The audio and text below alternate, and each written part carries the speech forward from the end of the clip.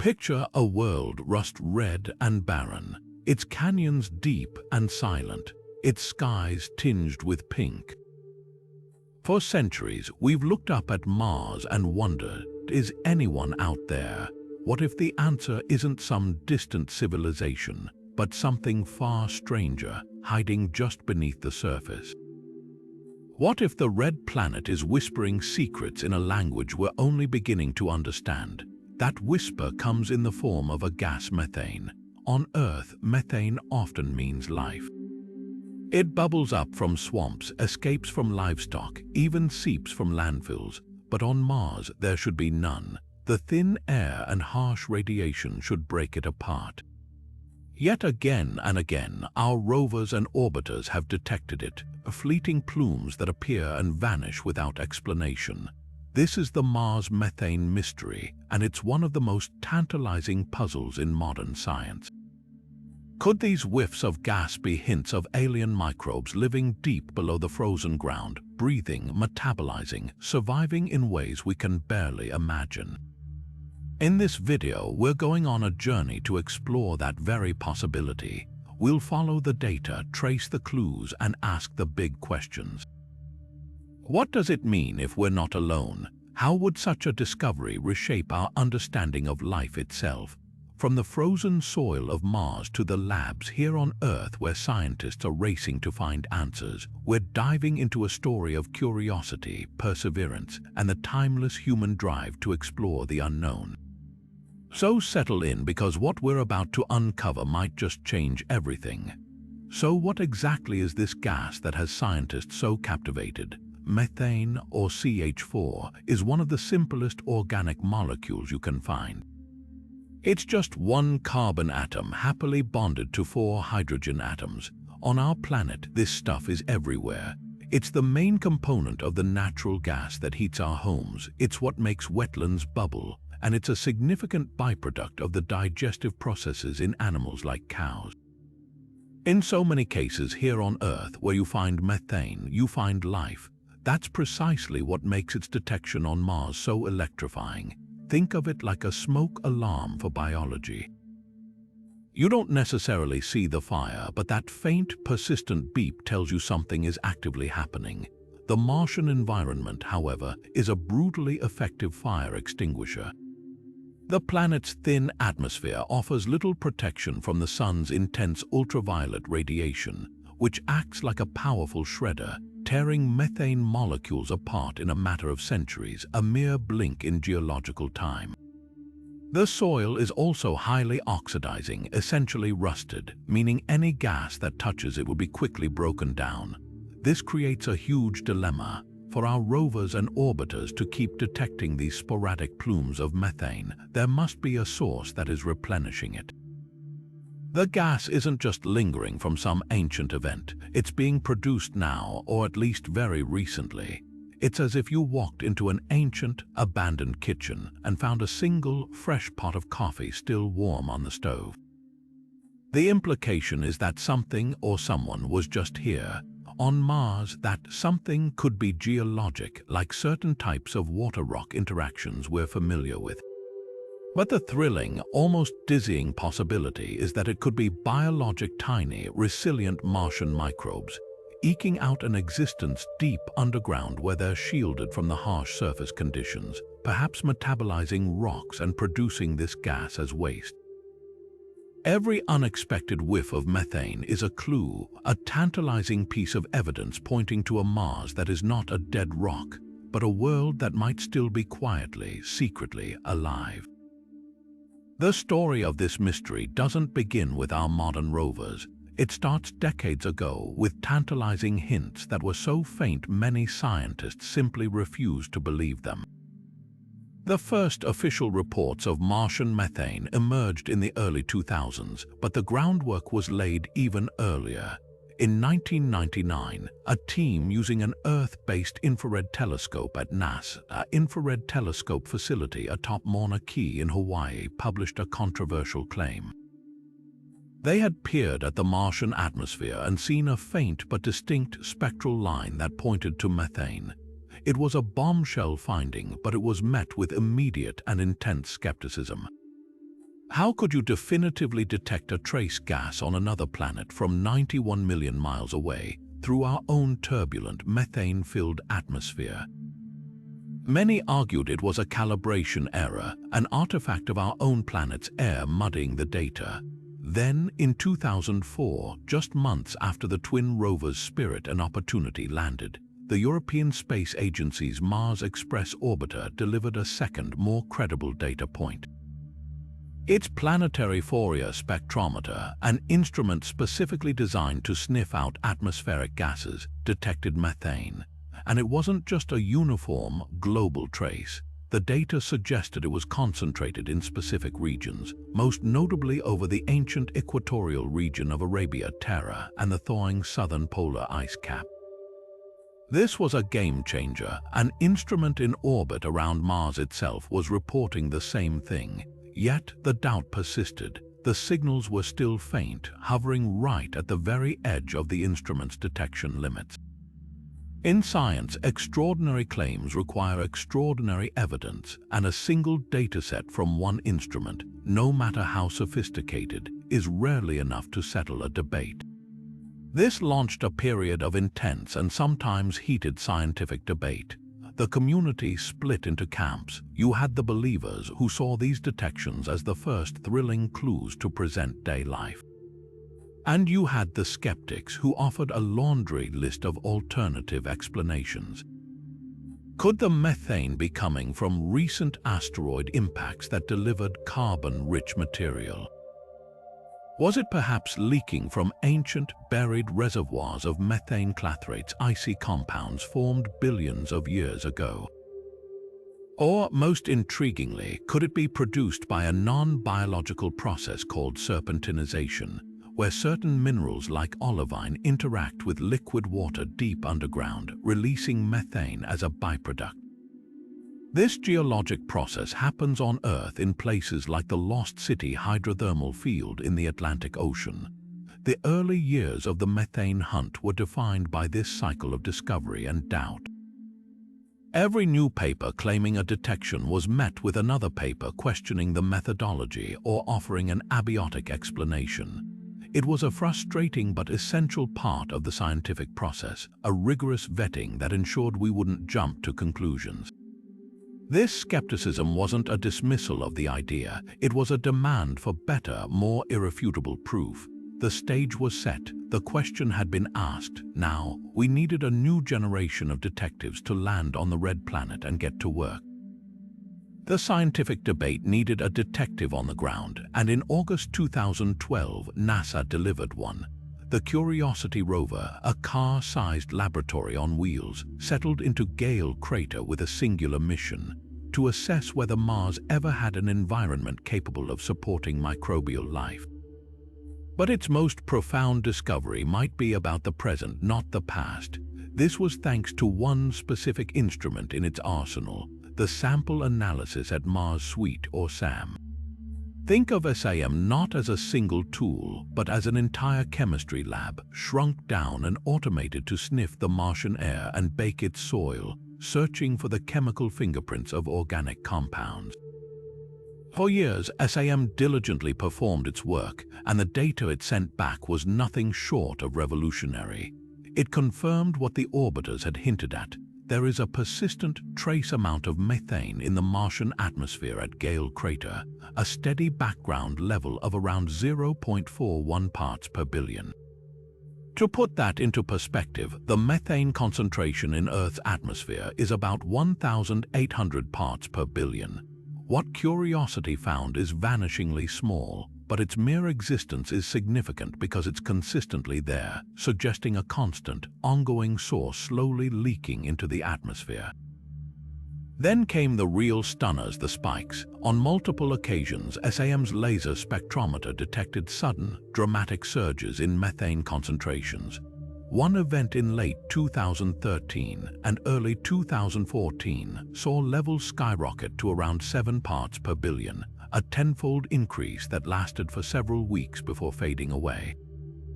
Another notable spike occurred in June 2019, reaching a breathtaking 21 parts per billion, the highest concentration ever measured on the planet.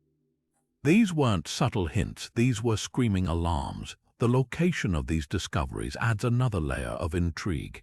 Gale Crater is believed to be the site of an ancient lakebed. If life ever did arise on Mars, a calm body of water would have been a prime neighborhood for it to flourish. The possibility that Curiosity is parked right on top of a place where ancient microbes might have lived and where their descendants might still be living deep underground is a thrilling thought. The spikes themselves are the biggest clue that the source is local and episodic. They don't blanket the entire planet. They appear, linger, and vanish, suggesting the methane is being released in pulses from a reservoir or production zone somewhere near the rover's path, perhaps from fractures in the ground connected to a larger subterranean network. This groundbreaking data from a surface mission transformed the methane mystery from a distant debate into an immediate, tangible puzzle.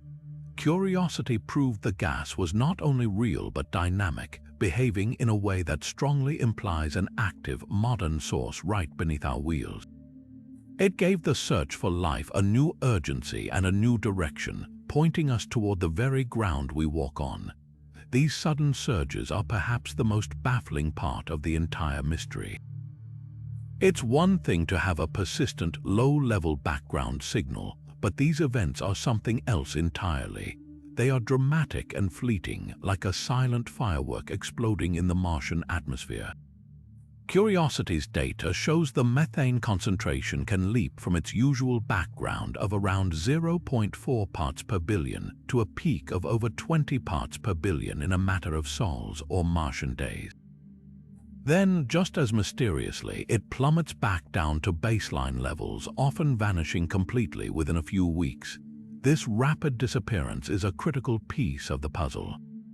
It tells scientists that something incredibly efficient is actively scrubbing the methane from the atmosphere. On Earth, this would be a slow process, but on Mars, it's happening at a pace that defies our current understanding of the planet's chemistry. The thin atmosphere and intense UV radiation play a role, but many researchers think they aren't nearly powerful enough to explain how the methane vanishes so quickly. This has led to some fascinating and even exotic theories. Could the soil itself be superreactive, acting like a chemical sponge that instantly soaks up the gas? There might be unique electrical processes happening in the Martian dust that rapidly oxidize methane, or perhaps a type of chemistry we haven't even discovered yet is at work. The transient nature of these spikes also tells us that the source must be localized and intermittent. The methane isn't being released in a steady, global seep. It's coming out in sudden, powerful burps from specific spots. This points strongly to a subsurface process. Imagine a layer of ice, a methane clathrate deep underground. A small shift in the ground, a change in temperature, or a tiny geothermal nudge could fracture that icy seal, releasing a powerful puff of trapped gas that travels up through fractures and pores in the rock to escape into the air above. The pulse of gas disperses and then the silence returns. For the scientists analyzing the data, it's like trying to find a single, quiet spring in a vast desert by only listening for the occasional, faint trickle of water. Each spike is a maddening clue, a signal that screams, something is happening right here, right now. But by the time we turn to look, the messenger is already gone. So if the methane isn't coming from life, what other incredible forces could be at work on the red planet? The leading candidate is a fascinating geological process known as serpentinization. Picture this deep below the Martian surface where pockets of liquid water might still persist, protected from the freezing cold above. Here, a mineral called olivine, which is common in volcanic rock, comes into contact with that water. Through a chemical reaction, the olivine is converted into a new group of minerals called serpentines, and as a byproduct of this transformation, hydrogen gas is released. That hydrogen can then react with carbon dioxide in a process called methanogenesis, but a completely abiotic, non-biological one, producing methane as its final product. This isn't just a theoretical idea for Mars, we see it happening right here on Earth. In places like the Lost City hydrothermal field, a breathtaking landscape of towering white vents on the Atlantic seafloor, serpentinization is actively producing methane-rich fluids that support entire ecosystems of strange, alien-like life forms that don't rely on the sun for energy. The process proves that a planet's geology itself can be a methane factory, no biology required. If similar water-rock interactions are occurring deep beneath the Martian crust, they could be slowly and steadily feeding methane into the atmosphere, providing a perfectly natural explanation for the Curiosity rover's measurements. The other major geologic possibility involves not creating new methane, but simply storing and releasing very old gas. This is the clathrate hypothesis. Methane clathrates, also known as methane hydrates, are essentially cages of water ice that form under high pressure and low temperature, trapping methane gas molecules inside. They exist in vast quantities on Earth, particularly under ocean sediments and in permafrost, and are considered a potential future energy source. The theory for Mars suggests that billions of years ago, when the planet was warmer and wetter, and perhaps even had a thicker atmosphere, vast deposits of these methane clathrates could have formed. They then became frozen in time, buried deep underground as the planet cooled and dried out. Today, these ancient reservoirs could be sitting there waiting for a trigger.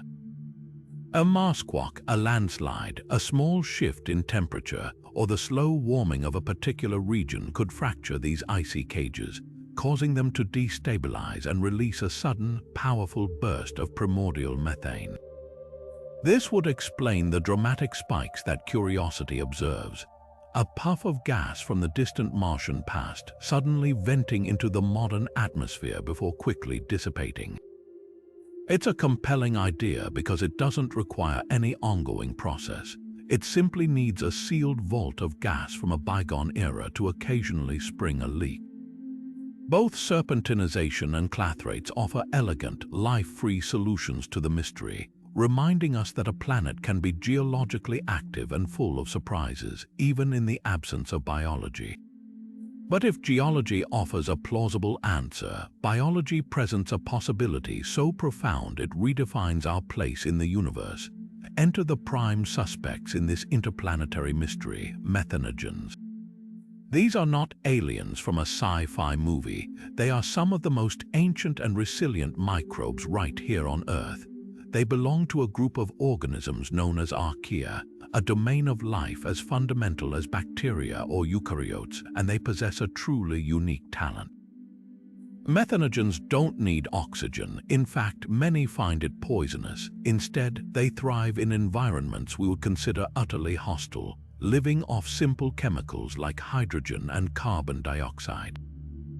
Their metabolism is their defining feature. They breathe in these gases and exhale methane as their waste product. For them, it's simply how they make a living. What makes methanogens such compelling candidates for Martian life is their incredible hardiness and the specific nature of their preferred habitat. You won't find them sunbathing on a beach. You have to go looking for them in the most extreme and secluded places on our planet. They flourish deep in the oxygen-deprived mud at the bottom of lakes and swamps, which is why those environments naturally bubble with methane. They are found miles underground in porous rock, living on chemical energy derived from water reacting with minerals. Most strikingly, they dominate the digestive systems of termites and cattle, environments completely isolated from the outside world. This proves they don't need sunlight or a complex ecosystem. All they require is a basic chemical cocktail and protection from the harsh surface conditions. Now translate that existence to Mars. The Martian subsurface, just a few meters down, is a frozen, radioactive shielded sanctuary. Temperatures stabilize and the brutal UV radiation that sterilizes the surface cannot penetrate. There is strong evidence for vast deposits of water ice, and where there is heat from the planet's interior, perhaps from residual geothermal activity or the decay of radioactive elements, that ice could potentially melt into briny, liquid pockets. In those dark, isolated aquifers, the recipe for life could be shockingly simple.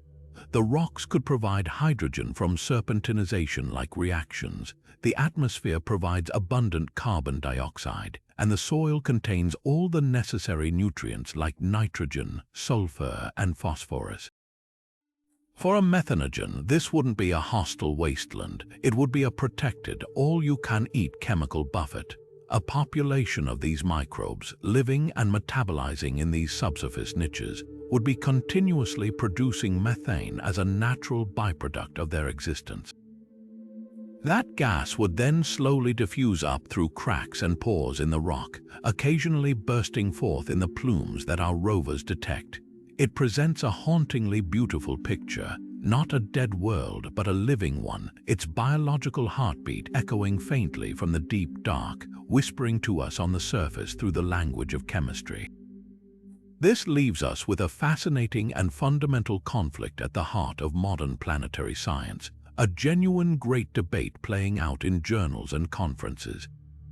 On one side, you have the geologists armed with the powerful principle of Occam's razor, the idea that the simplest explanation, the one requiring the fewest assumptions, is usually the correct one.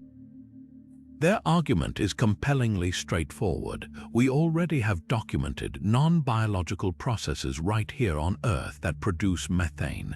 Serpentinization is a proven geological phenomenon. Methane clathrates are a known quantity. Why invent Martian microbes when established chemistry and physics can do the job? The geologic hypothesis is elegant, parsimonious, and doesn't require us to rewrite the textbooks on biology. It suggests Mars is a complex and active geological world, which is incredible enough without needing it to also be a biological one. For them, the burden of proof lies squarely on those claiming life, and a few whiffs of gas, while intriguing, are far from conclusive evidence. But then the biologists and their allies counter with the data itself, pointing to nuances in the curiosity readings that are devilishly difficult for a purely geologic model to explain. The most powerful arrow in their quiver is the seasonal pattern. SAM didn't just find random spikes, it revealed a very clear, repeating cycle. The background level of methane rises and falls with the Martian seasons, peaking predictably in the late northern summer. This is a huge clue. A seasonal pattern implies a process that is sensitive to environmental changes like shifts in atmospheric pressure or subtle surface temperature variations that could be felt underground. While a geologic process could be seasonally influenced, it feels like a stretch. A frozen clathrate deposit or a deep serpentinization reaction would be largely buffered from the seasons, operating on a much longer geologic timescale. A biological system, however, could be exquisitely tuned to such cycles. It's easy to imagine a community of microbes becoming more metabolically active as warmer soil temperatures allow briny water to flow more freely, increasing their gas output, and then becoming dormant again as the cold returns. Furthermore, the sheer violence and transience of the spikes themselves pose a problem for a simple geologic release. If a clathrate deposit was destabilized, you might expect a large one-time puff of gas, but would it produce multiple rapid-fire spikes in the same general area over several years? The speed with which the methane vanishes also suggests the Martian environment is even more reactive than we thought, which ironically makes the case for a constant, replenishing source stronger. If the gas is being destroyed so quickly, something must be actively producing it to maintain that persistent background level. A single, ancient reservoir would have been depleted eons ago. The biologists argue that a living system, continuously metabolizing and reproducing, provides a perfect engine for this constant, low-level production, punctuated by occasional larger releases when gas builds up in subsurface pockets and then finds a new vent to the surface. So the debate rages, is Mars a planet exhibiting fascinating abiotic chemistry, or are we witnessing the subtle chemical signature of a second genesis of life in our solar system? The evidence is on the table, and it's a beautiful, maddening tie. But perhaps the most critical player in this entire mystery isn't something we can see with a camera or sample with a drill. It's the Martian atmosphere itself. This thin veil of gases, mostly carbon dioxide, is not a passive backdrop. It's an incredibly active and destructive chemical engine that completely transforms the rules of the game. Understanding its role is the key to appreciating just how strange these methane detections truly are. Here's the core of the problem. Methane on Mars should have a very short lifespan. The sun bathes the planet in intense ultraviolet radiation, and because Mars lacks a protective ozone layer like Earth's, these UV photons hit the atmosphere with full force. When they do, they break apart carbon dioxide and water vapor molecules, creating a swarm of highly reactive compounds like hydroxyl radicals. Think of these hydroxyl radicals as the Pac-Men of the atmosphere. They are voracious, desperate to react with anything they can find to achieve stability. And methane is one of their favorite snacks. The moment a methane molecule drifts into the air, it's on a timer, relentlessly hunted by these atmospheric scavengers. Current models suggest this process is so efficient that it should scrub any methane from the atmosphere in just a few hundred years. This creates what scientists call the atmospheric lifetime problem. A few hundred years is nothing on a planetary scale. It's a blink of an eye. This means that any methane we detect today cannot be some ancient relic from a warmer, wetter Mars billions of years ago. That gas would have been obliterated eons ago. The mere presence of methane in the modern Martian air is a giant, flashing neon sign that screams active source. Whatever is producing this gas isn't something that happened in the distant past. It's something that is happening now, or at the very least, it's a process that has been consistently replenishing the methane supply within a very recent window of time. This fact is what elevates the mystery from a curious chemical anomaly to a first-order scientific puzzle. It forces us to confront an ongoing process. The methane isn't just sitting there, it's being actively produced and actively destroyed in a dynamic, real-time planetary cycle. The dramatic spikes detected by Curiosity make this even more extreme. For the concentration to surge so rapidly, the source must be releasing a significant pulse of gas in a very short period. And for it to then vanish so quickly, the destructive power of the atmosphere must be even more ferocious than we currently model. It's a constant, unseen battle between an unknown source relentlessly pumping gas out and an atmospheric chemistry system that is ruthlessly efficient at cleaning it up. Every time our instruments pick up a signal, we are catching a brief moment in this cosmic struggle, a fleeting glimpse of a secret that the planet is working very hard to keep. The most compelling twist in this entire mystery isn't found in the dramatic spikes, but in the subtle, rhythmic heartbeat of the planet itself. After years of patient, daily measurements, the Curiosity rover uncovered something astonishing. The low background level of methane doesn't just randomly fluctuate. It follows a strict, predictable, and repeating seasonal cycle. Like a celestial metronome, the concentration begins to gently rise as the Martian northern hemisphere moves into its summer months, peaks in the late summer, and then steadily declines as the planet cools into autumn and winter. This isn't a random event, it's a pattern, and in science, a repeating pattern is a powerful clue pointing directly to a cause. This seasonal rhythm is incredibly difficult to explain with a purely geological process.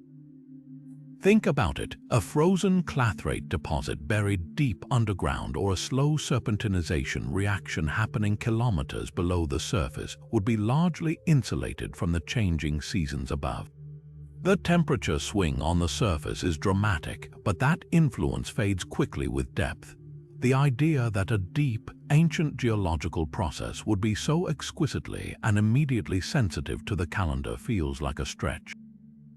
It would require a mechanism where the faint change in surface temperature or atmospheric pressure could somehow be transmitted deep into the crust to trigger a release of gas in perfect lockstep with the seasons, year after year. While not entirely impossible, it adds a layer of complexity that makes many scientists pause. For those leaning toward a biological explanation, however, this seasonal pattern fits almost perfectly. It's a signature that feels hauntingly familiar. On Earth, entire ecosystems breathe with the seasons. Plants photosynthesize more in the summer, microbial activity in soil surges with the warmth, and even the methane output from wetlands increases as temperatures rise. The hypothesis for Mars is that a subsurface community of microbes could be responding in a similar way.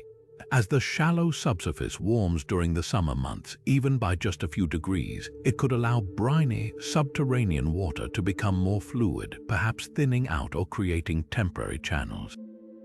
This slight change could make nutrients more accessible or allow waste products to diffuse away more easily, enabling a microbial community to become more metabolically active. Their increased activity would mean more methane production as a natural byproduct of their respiration.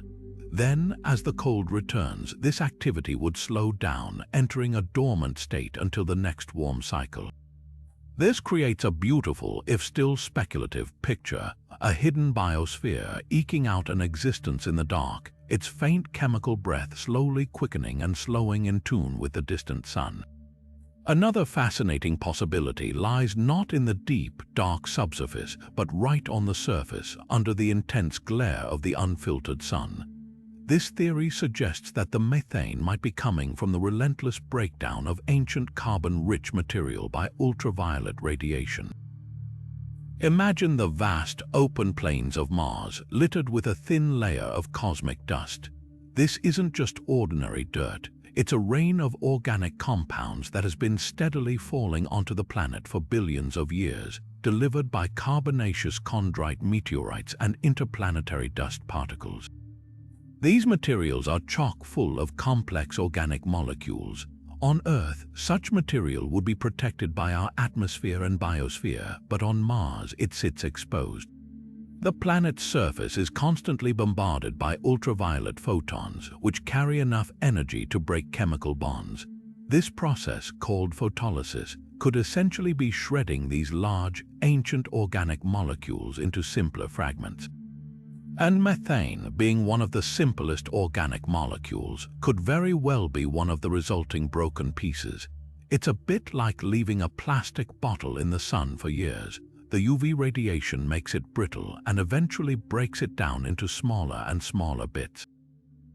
In this case, the plastic bottle is a meteorite, and one of the tiny bits it breaks into is methane gas. Scientists have tested this theory in laboratories here on Earth, using chambers that simulate the Martian environment, low pressure, the right soil analogs, and a powerful UV lamp standing in for the sun. These experiments have shown that yes, when you zap certain types of organics with UV light under Martian conditions, you do indeed produce methane. It's a proven abiotic chemical pathway. The theory is compelling because it requires no hidden water, no geothermal heat, and certainly no microbes. The entire process happens in plain sight, powered by the same brutal sunlight that makes the surface so inhospitable. The source material is universally accepted to be there, and the energy source is constant and overwhelming. It's an elegant solution that ties the mystery to two of the most undeniable features of Mars: its lack of atmospheric protection and its constant accumulation of cosmic debris. However, when we hold this idea up against the actual data from curiosity, some significant challenges emerge. The biggest hurdle is the seasonal variation. Why would a process driven solely by ultraviolet light, a constant, unwavering energy source that bathes the entire planet, produce methane in a distinct seasonal pattern? The intensity of UV light on Mars does change slightly with the seasons due to the planet's tilt and orbital eccentricity, but these changes are relatively small. It's difficult to see how such a minor fluctuation could cause the tenfold increases in methane that the rover has measured. A photochemical process should be much more consistent, humming along at a relatively steady rate, not surging dramatically in the late summer. Furthermore, this surface-based process would likely produce a more uniform global distribution of methane. The gas would be generated everywhere the sun touches, which is almost everywhere. Yet, Curiosity's data shows that the methane is not uniform. It appears in localized plumes and spikes, suggesting discrete point sources. While wind can disperse gases, it struggles to explain the sharp, concentrated bursts that appear and vanish over just one location. If UV degradation of surface organics were the primary source, the signal should be a more generalized planetary-wide hum, not the specific, shrieking alarm that we keep hearing from one crater. So while this abiotic mechanism is undoubtedly happening on some level, it may be contributing a slow, steady trickle to the background methane levels, but it seems ill-equipped to account for the dynamic and puzzling behavior that has truly captured our attention. And so we arrive at one of the most enduring and controversial chapters in the entire search for Martian life, a puzzle from the past that casts a long shadow over the mysteries of the present. Decades before Curiosity ever touched down, two robotic pioneers were already conducting their own chemical experiments on the rusty soil. The Viking landers Viking 1 and Viking 2 touched down on Mars in 1976. They were marvels of their time, the first spacecraft to successfully operate on the Martian surface and send back pictures. But their primary mission was far more ambitious than photography. They were designed to answer the ultimate question: is there life on Mars? Each lander carried a miniature biological laboratory, a suite of 3 experiments designed to detect the metabolic processes of microorganisms. 2 of the experiments came back largely negative, finding the Martian soil to be strangely reactive but showing no clear signs of biology. But the 3rd experiment, designed by a brilliant and passionate scientist named Gilbert Levin, delivered a result that would spark a debate lasting nearly half a century. It was called the Labeled Release, or LR, experiment. Its design was elegant in its simplicity. A small sample of Martian soil was scooped up and placed in a chamber. Then a nutrient soup, rich in organic compounds and tagged with a radioactive carbon-14 tracer, was injected onto the sample. The theory was straightforward. If there were any microbes in that soil, they would presumably eat the nutrients, metabolize them, and then exhale them as waste gas, just like the methanogens we discussed. That waste gas, now radioactive from the tracer, would then be detected by a sensor. It was a test designed to listen for the metabolic breath of a Martian microbe. To the astonishment of the team, the experiment worked. Almost immediately after the nutrient was added, the sensors registered a significant release of radioactive gas. It was a positive result. The soil appeared to be metabolizing the food. Even more compellingly, when the experiment was repeated a few days later using the same sample, there was no second gasp of gas. This was a crucial check. It suggested that whatever had consumed the nutrients the first time was now dead, or had used up all its food, exactly the behavior you would expect from a biological population.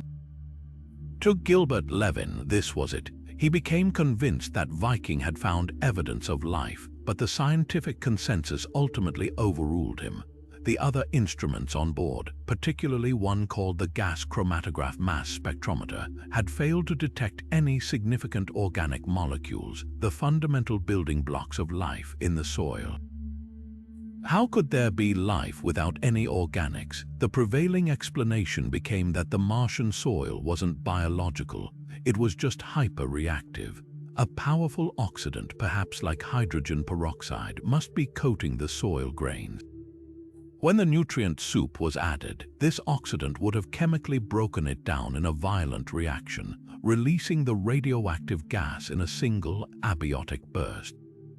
It was chemistry mimicking biology. This became the accepted answer, and the labeled release result was filed away as a fascinating curiosity.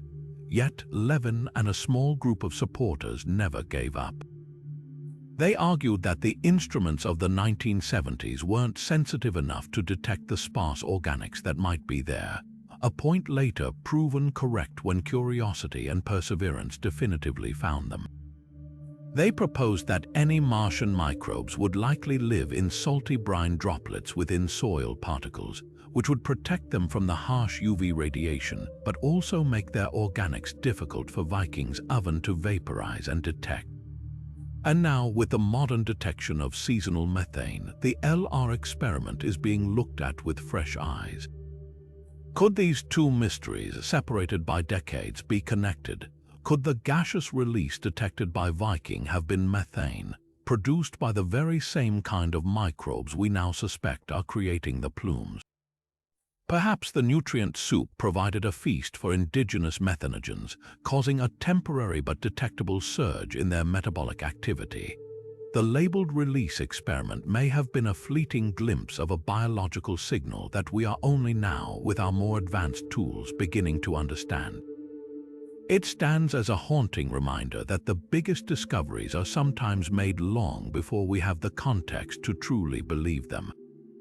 So how on Earth, or rather on Mars, do we actually detect something as elusive as a few parts per billion of a gas from 140 million miles away? The answer lies with one of the most sophisticated robotic laboratories ever sent to another world, a true technological marvel nestled inside the Curiosity rover called the Sample Analysis at Mars Instrument Suite, or SAM. This isn't just a single gadget, it's three major instruments working in perfect harmony: a mass spectrometer, a gas chromatograph, and a tunable laser spectrometer, all controlled by a complex computer and fed by a network of tiny ovens and over 70 miniature valves. Its sole purpose is to act as the rover's nose and palate, sniffing the air and tasting the soil to decipher the chemical secrets of the red planet. The process for analyzing the atmosphere is a breathtaking feat of precision engineering. First, SAM opens one of its inlet valves, sucking in a tiny, carefully measured sample of Martian air. This sample is then directed into the tunable laser spectrometer, or TLS. Here's where the real magic happens. The TLS fires a highly specific infrared laser beam through the gas sample.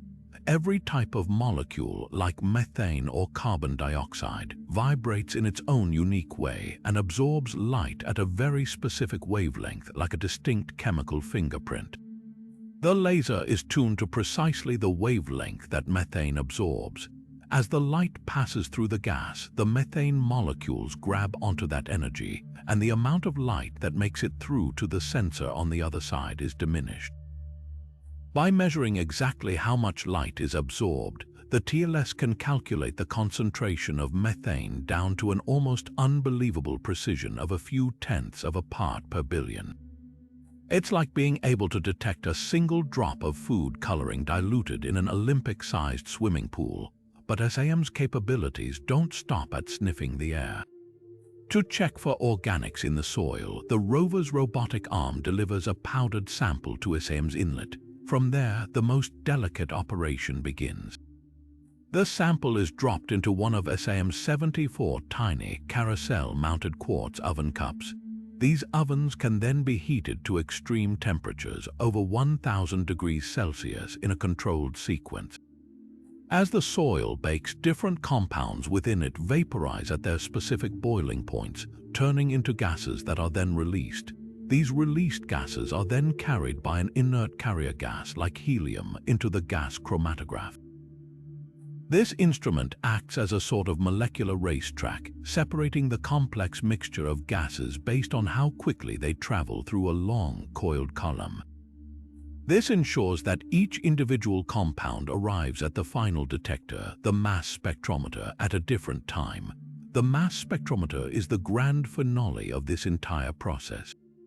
It bombards the incoming molecules with electrons, breaking them into charged fragments. It then uses powerful magnets to deflect these fragments. Lighter fragments are deflected more than heavier ones. By measuring the mass and abundance of these resulting fragments, the mass spectrometer can definitively identify every molecule present, building a detailed inventory of the sample's chemical composition. Every measurement is a complex ballet of heating, cooling, valving, and analysis, all performed autonomously by a robot on another planet based on commands sent days earlier. The data it generates is then bundled up, beamed across the vast emptiness of space to orbiting relay satellites, and finally transmitted back to Earth, where teams of scientists eagerly await the latest chemical postcard from another world. This isn't just a machine, it's our most sensitive proxy on the Martian surface, a testament to human ingenuity that allows us to reach across the solar system and finally listen to the whispers of a distant world. Faced with these tantalizing but frustratingly brief detections, scientists have had to become interplanetary detectives, attempting to reconstruct the scene of a crime where the evidence vanishes almost as soon as it appears. The primary clue is the gas itself, and the key question is a simple one: where did it come from? To answer that, researchers have turned to a powerful tool: atmospheric modeling. By treating the methane plume like a fragrant smoke signal, they can use our understanding of physics and weather to try and trace the scent back to its source. This detective work begins the moment a satellite like the Trace Gas Orbiter or a rover like Curiosity makes a detection. The first step is to analyze the local conditions with extreme precision. What was the wind speed and direction at that exact moment and location? What was the atmospheric pressure and temperature? Mars has a complex weather system, with winds that are influenced by the planet's topography. Canyons can act as wind tunnels, and craters can create swirling eddies. All of these factors dictate how a plume of gas will behave the moment it is released. It will start to spread out or diffuse while simultaneously being carried downwind. The result is not a neat, concentrated cloud directly above the source, but a long, faint, dispersing plume that can stretch for kilometers. To run this investigation in reverse, scientists feed all of this meteorological data into sophisticated computer programs that simulate the Martian atmosphere. They essentially tell the model, we detected a plume of this specific size and concentration at this exact location and time. Now, based on the wind patterns we know were present, show us all the possible points upstream where this gas could have originated. The model then calculates backward, plotting the probable path the air parcels would have traveled in the hours or days leading up to the measurement. It's a process called backtracking or source inversion modeling, and it's akin to watching a video of a smoke cloud in reverse, watching it shrink and coalesce from a dispersed haze back into a single point-like source. This technique has already yielded some of the most promising leads in the entire investigation. For instance, after analyzing the spikes detected by Curiosity in Gale Crater, several independent teams ran these atmospheric backtracking simulations. Intriguingly, many of these models pointed to a source region to the northwest and the southeast of the rover's location. This is a fascinatingly specific result. It suggests that the methane isn't being produced randomly all over the crater floor, but is seeping out from a few distinct, localized areas. When geologists then look at orbital maps of these pinpointed regions, they see a compelling correlation. The suspected source areas often overlap with geological faults and fractures. These are cracks in the Martian crust, natural pipelines that could provide a conduit for gases produced deep underground to migrate up to the surface and escape into the atmosphere. The dream scenario, of course, is to have multiple detectives working the case simultaneously. Imagine an orbiter like the Trace Gas Orbiter detecting a large, regional plume from high above, while, at the very same time, Curiosity on the ground measures a corresponding spike. By combining the orbital data, which gives a broad overview of the plume's shape and extent, with the ground-level data, which provides ultra-precise concentration measurements, scientists could triangulate the source with incredible accuracy. They could potentially guide the rover to drive directly toward the strongest signal, getting closer and closer to the very spot where the gas is seeping out of the ground. While this perfect sync-up has proven elusive so far due to the infrequency of orbital passes and the unpredictable nature of the releases, it remains the holy grail of this atmospheric detective work. Each new measurement, each new windy sol on Mars provides another data point, slowly tightening the net around one of the solar system's most captivating secrets. Just when we thought the puzzle was coming together, a powerful new player arrived on the scene and threw the entire mystery into a state of beautiful, confounding chaos.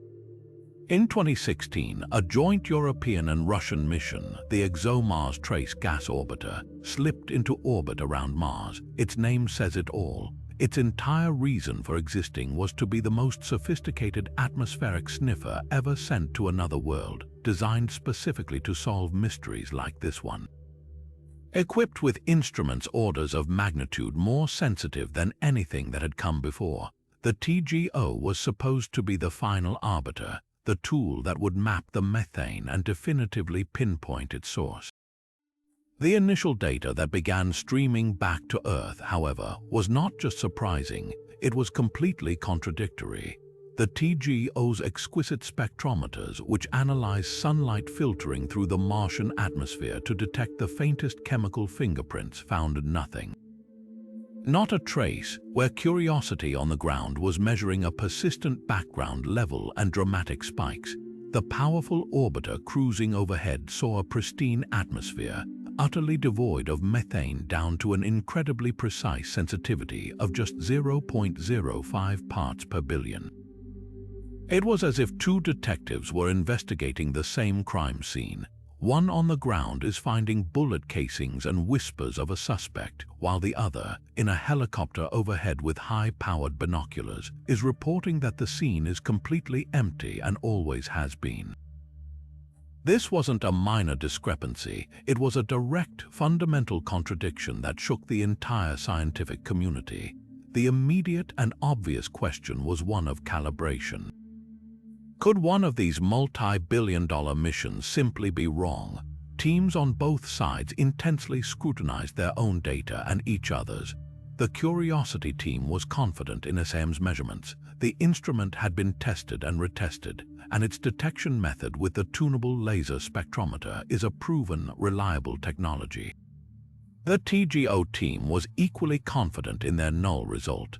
Their method of using solar occultation, where they measure the sun's light as it passes through the thin slice of the Martian atmosphere at sunrise and sunset, is arguably even more precise and isn't confused by local dust or conditions. Both sets of data appeared to be rock solid, yet they were completely incompatible. This left scientists with a thrilling paradox to unravel. How can methane be both definitively present and definitively absent on the same planet at the same time? The most compelling theory to resolve this standoff isn't about the methane itself, but about the timing of its release and the methods of its detection. Curiosity and the TGO are fundamentally looking for the gas in two different ways at two different times of day. The rover's measurements are taken on the ground, right at the surface, and often during the Martian afternoon. The TGO, on the other hand, takes its measurements at a very specific time, at dawn and dusk, and it samples the atmosphere from the surface all the way up to an altitude of about 80 kilometers. This critical difference has led to a fascinating new hypothesis. What if the methane is only released in brief, violent pulses during the warmer daytime hours, and it never actually makes it high enough into the atmosphere for the orbiter to see it? Think of it like a small geyser erupting in a vast desert. If you're standing right next to it like Curiosity, you get soaked by the spray and can easily measure the water. But if you're flying high overhead in an airplane only at dawn and dusk like the TGO, you might completely miss the brief eruption. By the time you fly over, the water has already soaked into the dry sand or evaporated, leaving no trace from your high-altitude vantage point. On Mars, the intense daytime sun could be warming the soil enough to trigger the release of small pockets of gas from just centimeters below the surface.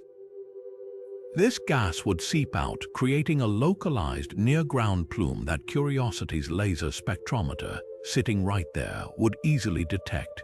But before this plume can rise and mix globally into the atmosphere, a process that would take hours, the brutal Martian chemistry we discussed earlier, those hydroxyl radical Pac-Men, could annihilate it. The methane is produced, detected, and destroyed all within a few meters of the surface and within a few hours, a cycle so localized and transient that an orbiter only looking at dawn and dusk would be forever blind to it. This elegant solution suggests that both missions are correct. They're just telling two different parts of a much more complex and fleeting story. This stark contradiction between ground truth and orbital observation isn't a scientific failure. It's a brilliant clue in itself, forcing us to completely rethink the behavior of methane on Mars. The leading theory to resolve this paradox paints a picture of a planet that is far more chemically aggressive than we ever imagined, acting as both a producer and a near-instantaneous destroyer of this enigmatic gas. The key lies in the concept of a mini-layer or a near-surface reservoir. The idea is that methane isn't lingering in the atmosphere for months. It's being annihilated within hours, right at the ground level, before it ever has a chance to rise up and mix into the broader atmosphere where the trace gas orbiter is looking. Think of the Martian surface not as inert rock, but as a giant reactive chemical filter.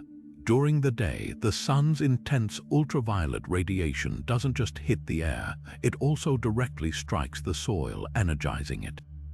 Furthermore, the soil is known to be rich in perchlorates and other powerful oxidants. This creates a hyperreactive zone in the top few millimeters of the ground.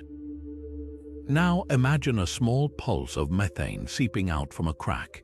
Instead of billowing up into a plume that rises and disperses, this theory suggests it gets immediately trapped in this reactive surface layer. Here, it's bombarded from above by UV radiation and attacked from below by the oxidizing soil. The methane molecules are broken apart in a violent chemical reaction that lasts mere hours, maybe even less. Curiosity, with its laser spectrometer sniffing the air just a meter above this chaotic zone, is perfectly positioned to catch this brief, localized event. It's like being able to smell a single drop of perfume the moment it's spilled, even if the scent vanishes a second later. The trace gas orbiter, for all its sophistication, is looking for the wrong thing in the wrong place. Its primary method, solar occultation, is incredibly precise, but it requires the sun to be low on the horizon, at dawn and dusk. At these times, the surface is cold, and that hyper-reactive chemical engine has likely shut down or slowed considerably. More critically, the TGO's technique scans a column of atmosphere from high altitude all the way down to the surface, averaging everything together.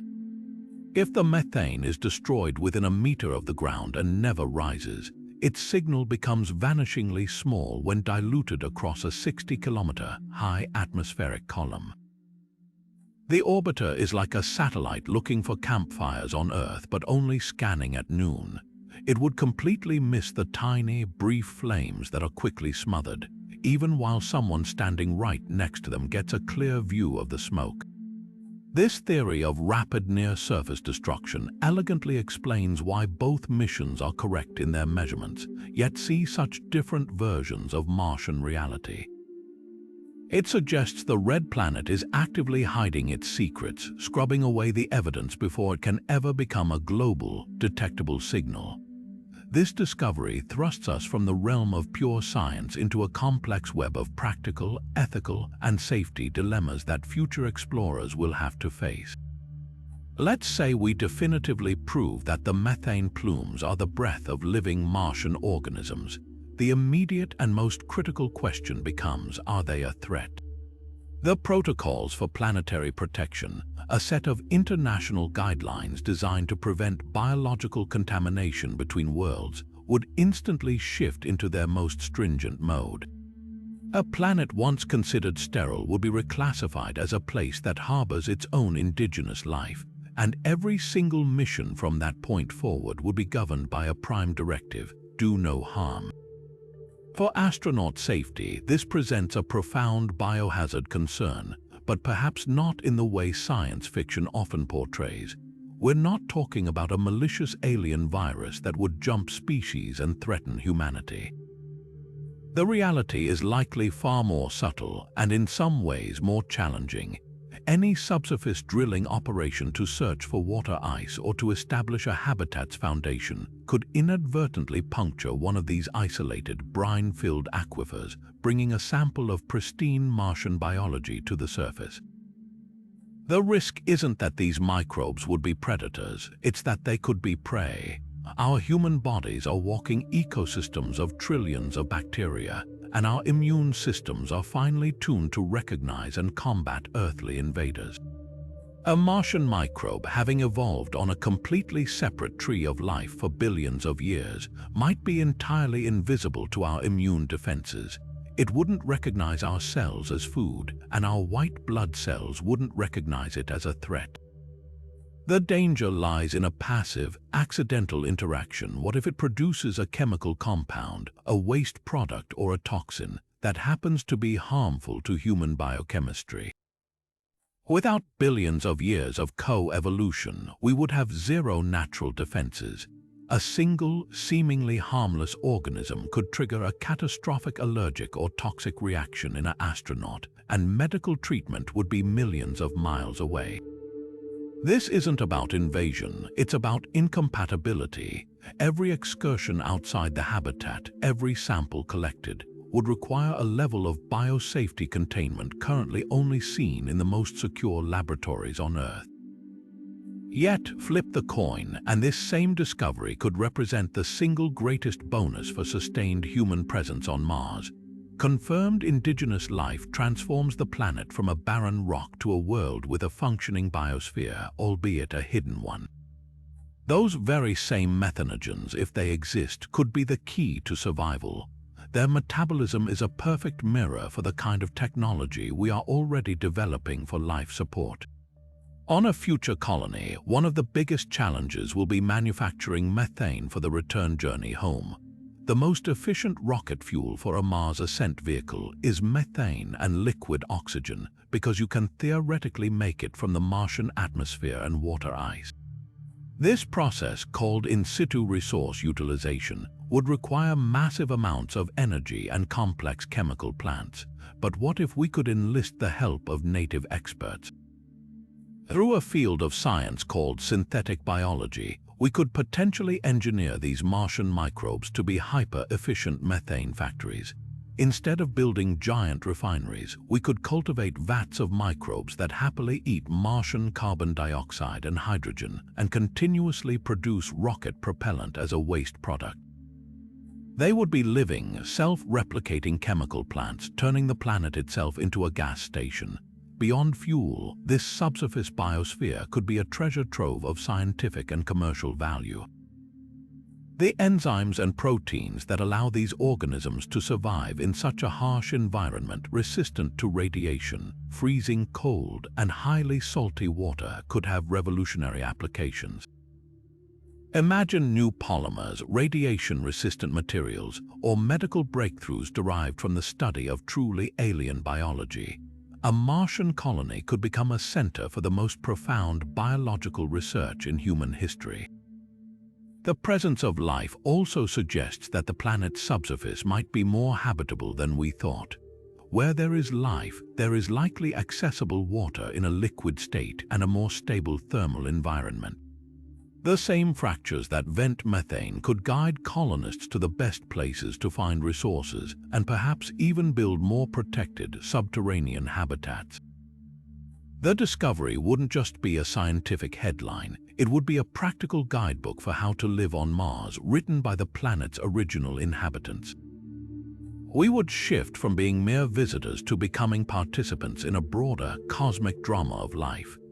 This is where we must adopt the mindset of a master detective, sifting through the evidence to eliminate the impossible. As Sherlock Holmes famously declared, when you have eliminated all which is impossible, then whatever remains, however improbable, must be the truth. This isn't about jumping to the most exciting conclusion.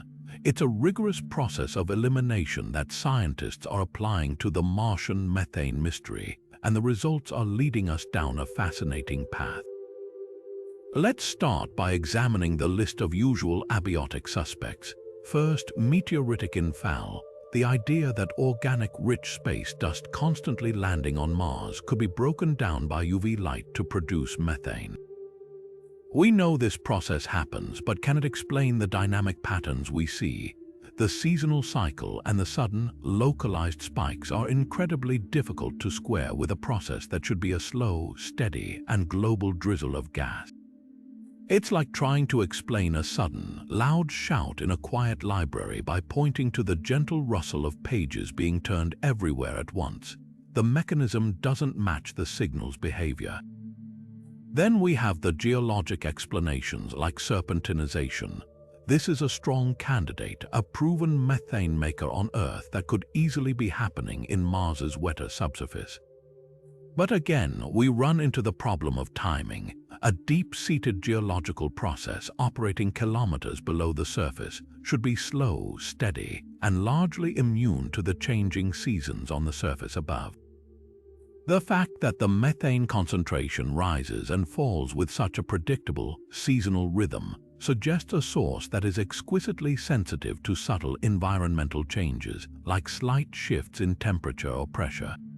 It's hard to imagine a massive, ancient water rock reaction deep in the crust being so immediately responsive to the Martian summer. The clathrate hypothesis, the idea of ancient icy cages of gas occasionally belching, also struggles with this seasonality. While it can explain a sudden spike, it doesn't naturally account for the reliable, annual background rise and fall. Perhaps the most significant challenge for all abiotic theories is the atmospheric lifetime problem. The methane is being destroyed with astonishing speed, which means it must be replenished by a very modern, very active source. An ancient reservoir formed billions of years ago would have been depleted long ago. A process that only occasionally sputters to life seems insufficient to maintain the persistent background level curiosity detects. The evidence points overwhelmingly to a source that is not just recent, but continuously and actively producing methane right now. So, what remains after we've weighed these challenges against the non-biological explanations? The improbable possibility that still fits all the data is biology. The seasonal pattern aligns perfectly with how microbial life on Earth behaves, becoming more metabolically active with warmer temperatures. The need for a constant, modern source is the very definition of a living, breathing population. The localized nature of the plumes suggests discrete colonies, not a planet-wide geologic phenomenon. Of course, this doesn't constitute proof. There could be abiotic processes on Mars that are entirely alien to us, operating in ways we haven't yet conceived. But the scientific process has, through this careful elimination, elevated the biological hypothesis from a fringe hope to a serious, front-running candidate that best explains the totality of the evidence. It remains the one explanation that hasn't been eliminated, and in the world of scientific detection, that makes it the most compelling mystery of all. And so, the stage is set for the next great act in this interplanetary drama. The clues are all there, the theories are on the table, and the scientific debate is richer than ever. But to move from compelling clues to definitive proof, we need a new generation of robotic explorers, equipped with tools far more advanced than anything we've sent before. The hunt is entering its most decisive phase, with two flagship missions leading the charge. First, there's the Rosalind Franklin rover, the heart of the European Space Agency's ExoMars program. This rover is quite literally built for this exact mystery. While Curiosity's drill can collect samples from about 5 centimeters deep, the Rosalind Franklin rover carries a drill capable of reaching 2 full meters into the Martian subsurface. This is a game-changing capability.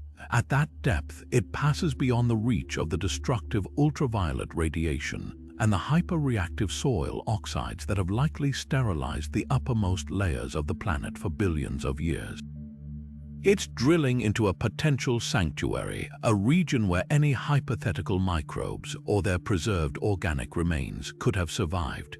The Rover onboard laboratory, named after the brilliant scientist who helped unravel the structure of DNA, will then analyze these pristine samples for a wide range of biomarkers, not just methane, but other complex organic molecules that would scream life. It's not just sniffing the air for exhaust fumes, it's going into the garage to look for the engine itself. The second, and perhaps even more ambitious, mission is NASA Mars Sample Return Campaign. This is not a single spacecraft, but a meticulously choreographed series of missions that represents one of the most complex robotic endeavors ever attempted. It begins with the Perseverance rover, which is already on the ground in Gale Crater, meticulously collecting and caching dozens of pencil-sized core samples of the most promising rocks and soils. The next step involves a NASA-led sample retrieval lander launching to Mars, carrying a small rocket called the Mars Ascent Vehicle and a European-built fetch rover. This little rover will scurry out, collect the sample tubes Perseverance has cached, and bring them back to the lander. The samples will then be loaded into a basketball-sized container and launched into Mars orbit by the small rocket, the first ever launch from another planet. Waiting in orbit will be a European-built Earth return orbiter, which will capture the container, sterilize its exterior, and begin the long journey back to Earth. Once it arrives, the precious cargo will be delivered to a secure, state-of-the-art biocontainment facility where scientists from around the world, using instruments far too large and complex to ever send to Mars, can finally conduct the ultimate analysis. The power of bringing samples back to Earth cannot be overstated. Our terrestrial laboratories have machines like particle accelerators and electron microscopes that can analyze the atomic structure of a material, searching for isotopic ratios and molecular patterns that are considered the definitive fingerprints of life.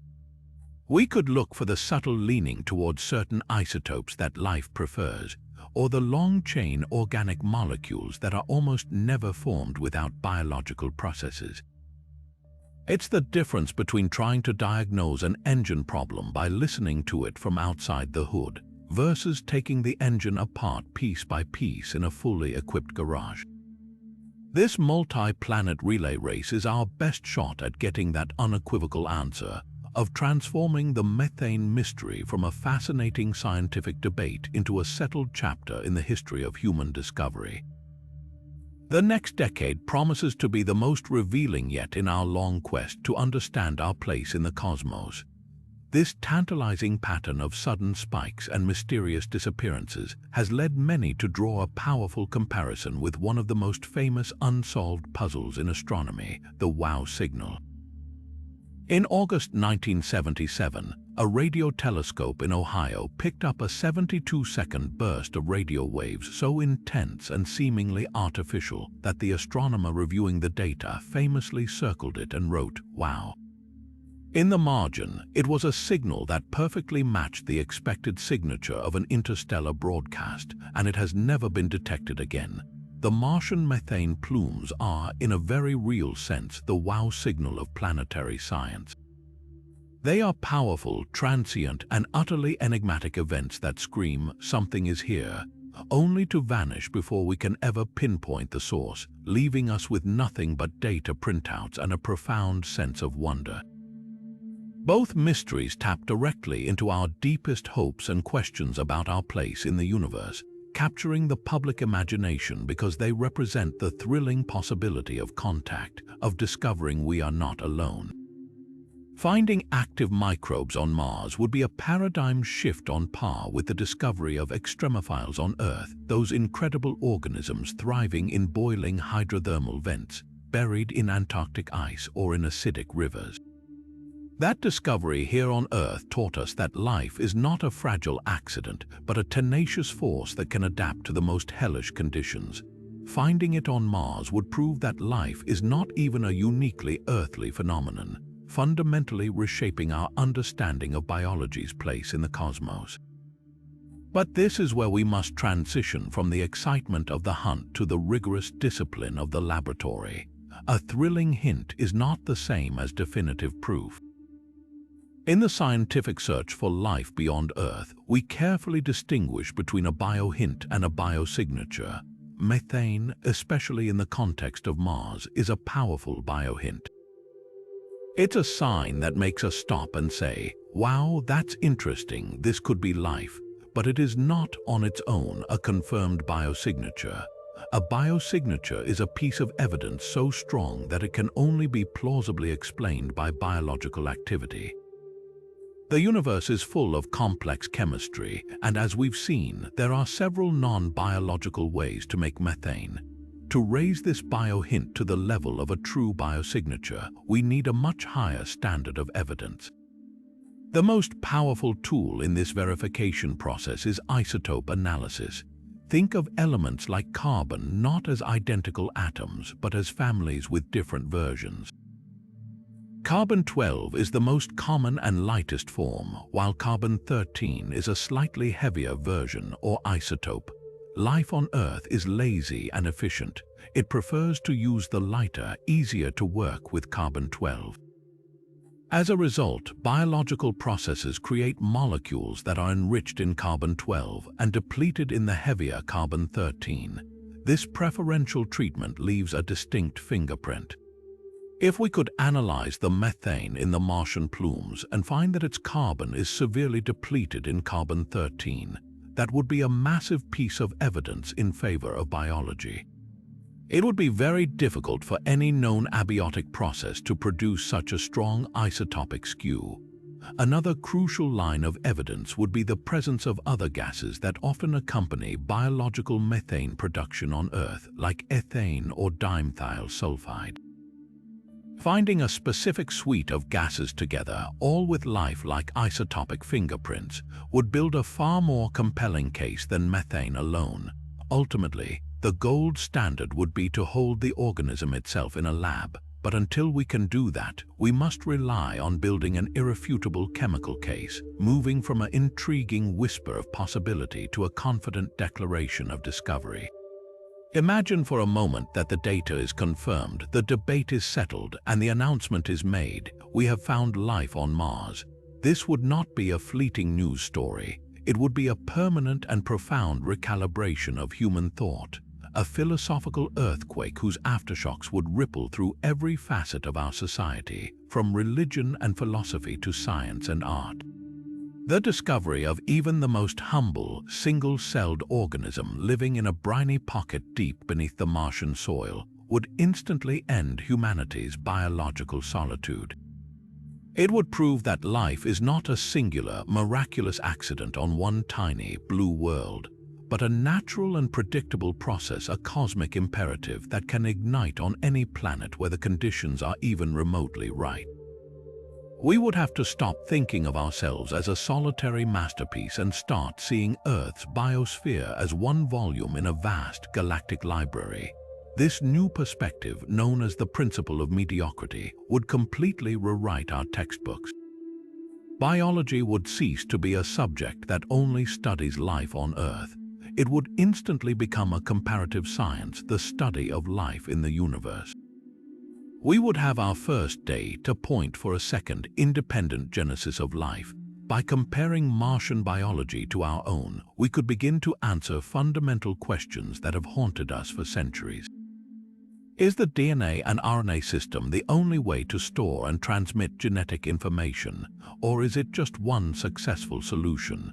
Do all life forms use the same handful of amino acids, or did Martian life make a different choice? The answers would tell us if the path of life is a single, narrow road or a sprawling, branching highway of possibilities.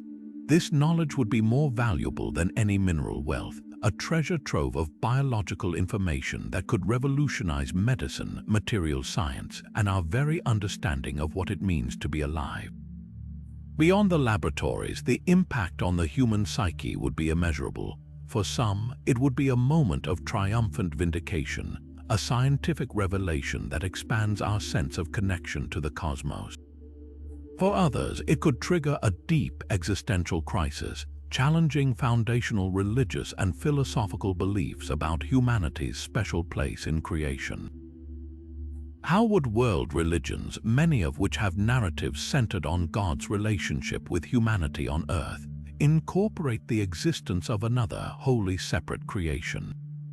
Theologians would embark on perhaps the greatest reinterpretation of scripture and doctrine in centuries, not to disprove science, but to find a new, broader context for the divine within a universe teeming with life. The arts would explode with new themes, exploring the loneliness, the wonder, and the terrifying beauty of a universe where we are no longer unique, but are finally, blessedly, not alone. This discovery would dissolve borders, uniting humanity not under a single flag, but under a single, stunning realization that life, in all its fragile, tenacious glory, is the true citizen of the universe. To truly appreciate the enigma playing out on Mars, we have to widen our cosmic lens and realize that this one gas connects a surprising number of worlds in a grand, solar system-wide conversation about life and chemistry. Methane is far more than just a Martian quirk. It's a common character in the story of our solar system, though it plays a vastly different role on each celestial stage. This broader context makes Mars's faint, elusive whiffs all the more fascinating because they sit somewhere between two dramatic extremes. On one end of the spectrum, we have a world absolutely drowning in methane, Saturn's largest moon, Titan. Here, methane isn't a trace gas, it's the fundamental ingredient of an entire alien hydrologic cycle. Titan's atmosphere is so thick with nitrogen and methane that its surface pressure is 60% higher than Earth. At the frigid temperatures there, around -180 degrees Celsius, methane behaves like water does on our world. It evaporates from vast lakes and seas, forms clouds in the sky, and rains down to carve river valleys and shape dunes into an eerily familiar yet utterly alien landscape. The methane on Titan is overwhelmingly abiotic, a primordial relic from the moon's formation or the product of ongoing geological processes. Its sheer abundance isn't a sign of life, but a testament to the incredible variety of planetary environments. It shows us that methane can dominate a world's entire chemistry without a single microbe being involved. Then, on the other end of the spectrum, we have places where methane is a powerful, direct biohint. Take Saturn's tiny, ice-encased moon Enceladus. This world is a geological superstar with a global subsurface ocean of liquid water that is vented into space through massive geysers at its south pole. The Cassini spacecraft didn't just photograph these plumes, it flew right through them, tasting their composition. Along with water vapor, salts, and a cocktail of organic molecules, its instruments detected significant amounts of methane. What makes this discovery so compelling is the environment it points to. Scientists believe that at the rocky core of Enceladus, hydrothermal vents, much like the lost city field on Earth, could be providing the heat and chemical energy needed to support life. The methane in those plumes could easily be a waste product of microbes thriving in the dark, warm waters around those vents, a scenario that feels hauntingly plausible. It's a much stronger, more direct hint than the one on Mars because it's coming from a known, habitable environment. And then, of course, there's our own planet, Earth, the one place where we know for certain that methane and life are inextricably linked. Our atmosphere is filled with it, and the vast majority of it is biological in origin. It bubbles up from wetlands, escapes from landfills, and is belched by livestock. It's a definitive biosignature here, the exhaust fumes of a thriving biosphere. But even on Earth, there are non-biological sources. It seeps from serpentinizing vents on the ocean floor and can be produced in the hot, high-pressure environments of volcanoes. Our own world provides the perfect cautionary tale. Methane can be a powerful sign of life, but its presence alone is never absolute proof. This grand tour places Mars in a fascinating and unique position. Its methane signal is nothing like the overwhelming, world-defining presence on Titan, and it's not as clearly linked to a known, watery habitable zone as it is on Enceladus. Mars sits in a tantalizing middle ground. It has just enough methane to be interesting, but not so much that it can't be explained by geology. It's detected in a place that was once habitable and might still have habitable pockets, but it's not being sampled directly from a subsurface ocean. The red planet's mystery is subtler, more complex, and more frustrating because of it. It forces us to be better detectives, to look beyond the simple presence of a gas and to decipher its specific story through its behavior, its isotopes, and its context. By studying the different roles methane plays from the inner solar system to the outer, we gain the critical perspective needed to understand that a single measurement is just the beginning of the conversation, not the end. It teaches us that the universe rarely deals in simple answers, preferring instead to present us with beautiful, complicated puzzles. And here's the most exciting part of this entire journey of discovery: you don't need a PhD or a mission badge to be a part of it. Some of the biggest breakthroughs in astronomy have come from a powerful and often overlooked community, citizen scientists. This isn't just a story for professional researchers in lab coats. It's a puzzle where anyone with curiosity and an internet connection can potentially help crack the case. Space agencies like NASA and the European Space Agency have mountains of data, more than their teams could possibly analyze alone. By releasing this information to the public through user-friendly online platforms, they are effectively inviting the world to become co-investigators, tapping into the collective pattern recognition power of millions of human brains. This collaborative approach has an incredible track record. Think about the discovery of unusual celestial objects like the mysterious Boyajian star, which flickered in ways we'd never seen before. It was citizen scientists sifting through data from the Kepler Space Telescope who first flagged its bizarre behavior, launching a massive scientific investigation. Or consider the ongoing project to classify galaxies from telescope images. The human eye is still often better than even the most advanced algorithm at spotting strange formations and subtle anomalies. When it comes to the Mars methane mystery, this kind of crowd-sourced analysis could be invaluable.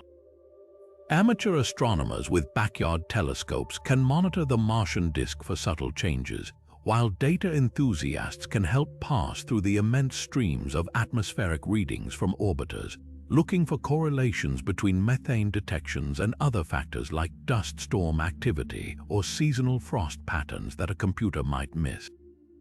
Getting involved is easier than you might think.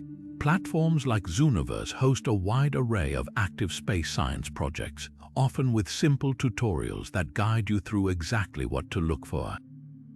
You could find yourself scrolling through images from the Martian surface, tagging interesting rock formations or weather phenomena that might provide context for a gas release.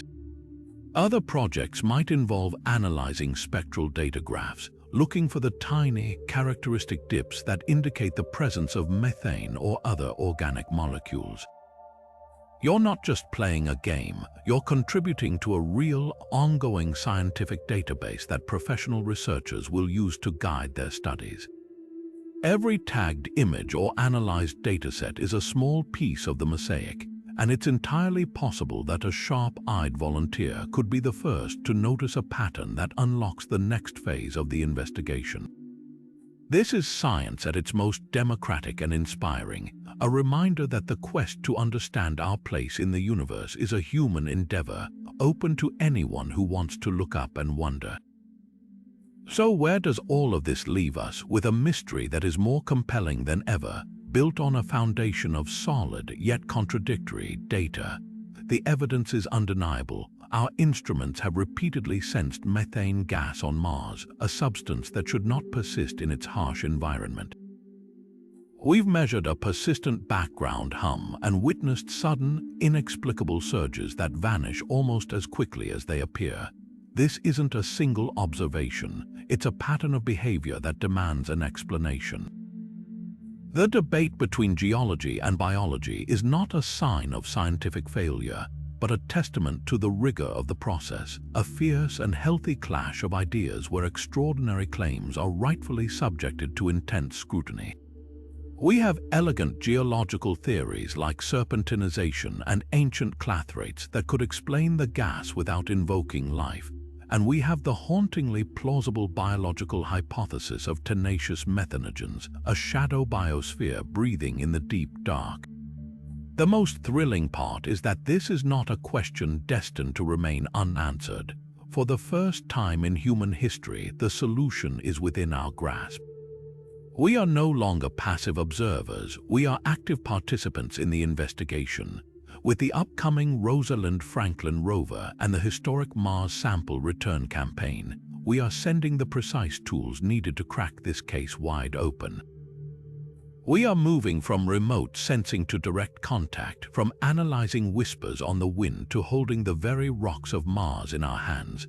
The next decade will transform this grand debate into definitive knowledge. So the next time you look up at that steady, rust-colored beacon in the night sky, see it for what it truly is, the solar system's most captivating puzzle. It is a world that challenges our assumptions, defies our models, and beckons us to dig deeper. Stay curious, follow the journey of these incredible missions, and remember that we are all witnesses to one of the greatest detective stories ever told.